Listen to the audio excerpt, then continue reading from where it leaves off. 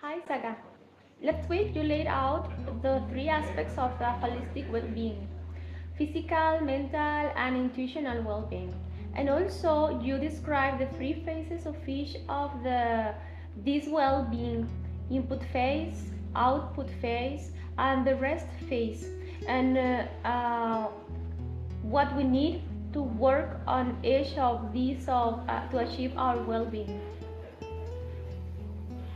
Yes, sure. I think for easy understanding, we can visualize this entire concept as the harmony tree. Like the three main parts of a tree are the roots, the trunk, and the branches. The three aspects of the well being are the physical, mental, and intuitional well being. If you look at the roots, just like how the roots are located underground, our intuition or the self is the core of our being and is within us. It provides a foundation or stability and serves as an anchor for the mind and the body. And just as the root absorbs water and nutrients from the soil, the self absorbs energy from the nature or creation, which leads to the tree's growth and survival. More about this later, but now going to the next aspect, which is the mental well being or the trunk of the tree. The mind is very similar to the trunk of the tree, providing structural support to our being.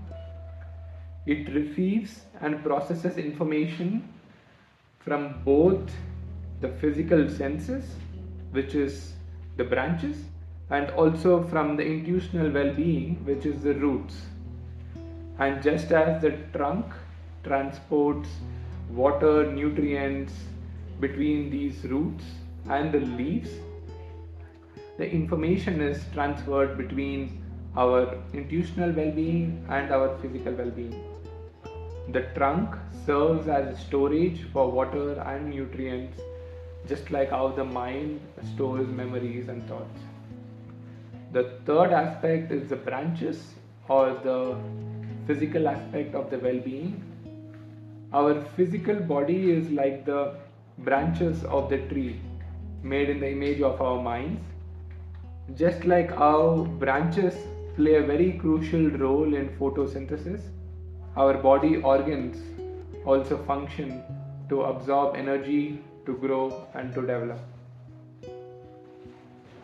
Oh, thank you. That was a nice way to frame it. Does this illustration also match with the characteristics? Yes, I think this illustration also matches with the characteristics of the well being. For example, the intuitional well being is the most important and the strongest, just like the roots of the tree. Also, it is the most subtlest or the most difficult to uncover, just like the roots are invisible and not visible outside. The trunk or the mind comes second. It supports the branches or the stability of our body. And the last is the branches or the physical body, which is the most visible or tangible. For example, the first thing that we see when we see a tree is the leaves of the tree or the branches of the tree. Just like how when we notice someone, we see the physical body. And the strength of the roots and the trunk, that is the strength of our intuition and our mind, determines how unshakable we are in our life and how tall we can grow in our life, no matter how forceful the winds or difficulties are. Just similar to how the root and the trunk of the tree plays the most important role in supporting the weight of the tree and protecting it from all the winds. Understood. This is very clear now. Last session, you talked about the three phases of the physical and mental well being. What are those for intuitional well being?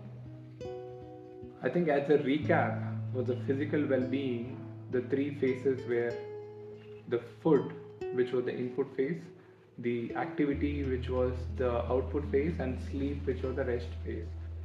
Similarly, for the mind, the three phases were information from the five senses, which is the input phase, the processing of information, which is the output phase, and the space between the thoughts is the rest phase.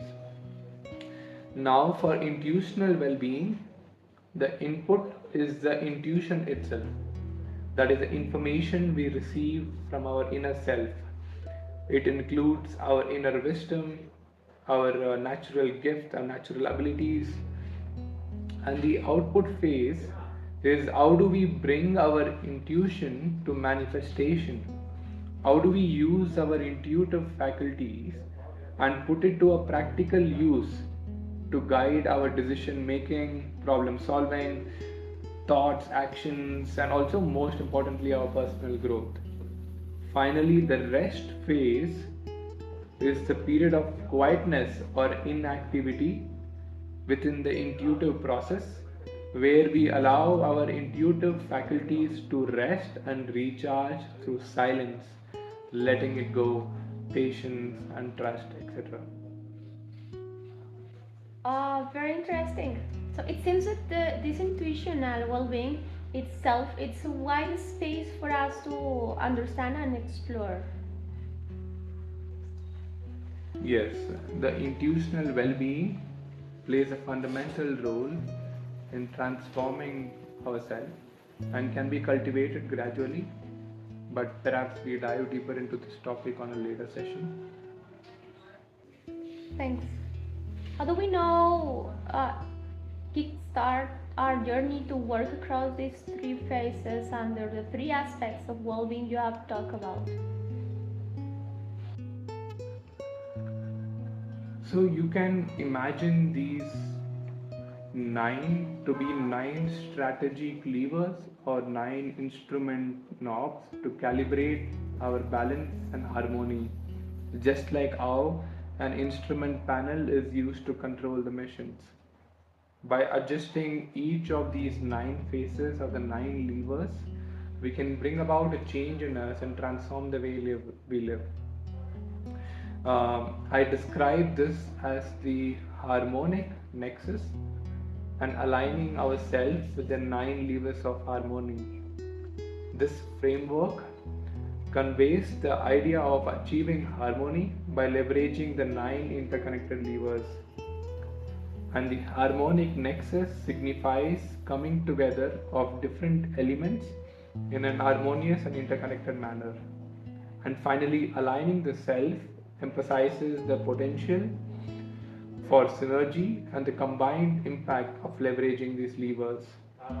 And overall, the nine levers of harmony highlights the specific numbers of levers and their role in achieving harmony across various aspects of our being.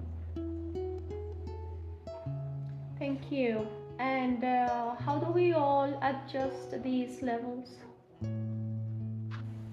I think first we need to be aware of what is the current position or level of these knobs.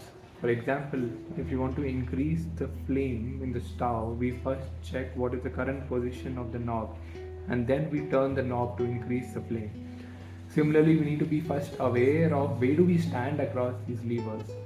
The answer is not so straightforward or similar for all of us because we are all calibrated or tuned to different level across these knobs. For example, for some of us, our physical activity lever is tuned up.